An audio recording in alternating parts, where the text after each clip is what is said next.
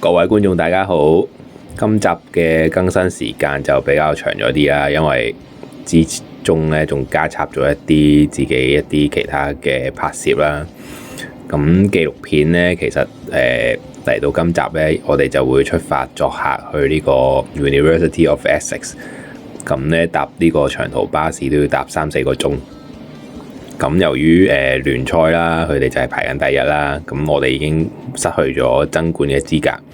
咁喺中途站嘅時候咧，就遇到阿 James 揸住佢架車啦。咁我就喺大巴上面咧，就轉咗去搭佢架車。咁我一路搭車嘅時候咧，就一路喺度討論下球隊啦，討論下足球啦。咁其實都幾開心嘅。咁因為球員都喺大巴上面啦。咁其實我哋到達嘅目的地嘅時間咧，都係相約。咁一般嚟講咧，我哋喺巴士上面咧，就係球員自己有自己嗰個休息啦。咁或者佢哋自己會傾偈啦。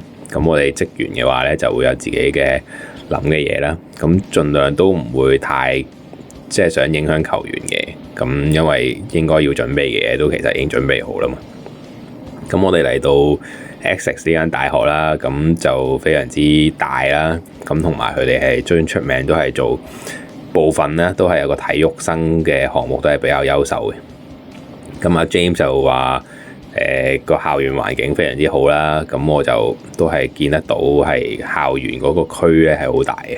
咁佢哋嘅更衣室咧就有自己嘅更衣室啦，都仲有好多唔同嘅 number。咁所以有唔同嘅隊伍需要用啦。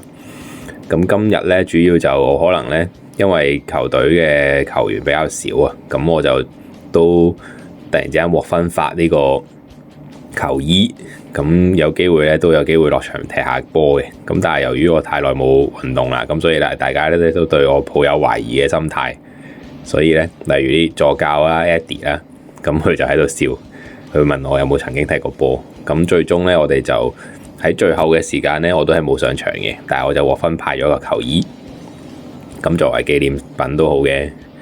咁去到呢一場比賽咧，其實我哋主要咧就攞出咗我哋有啲副選嘅陣容啦。咁包括喺二隊提升嘅一啲球員啦，咁希望佢哋得到一啲更多嘅上陣機會啦。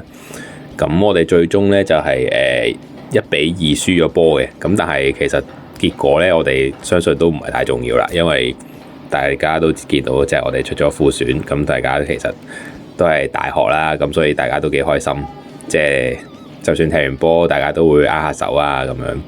因為喺佢哋咁呢個年紀，應該未必了解到大學生活有幾開心啦。咁我就知道啦，因為我重返校園嘅時候，我就會 feel 到究竟即係大學生涯係幾咁之有趣。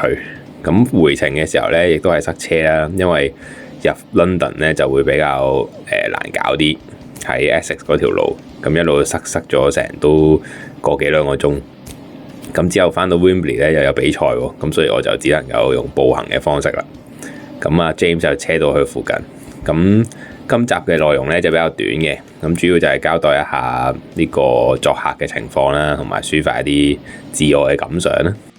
咁主要就之後再同大家更新其他狀況啦。多謝大家收睇，睇足球紀錄片撳訂閱唔使錢。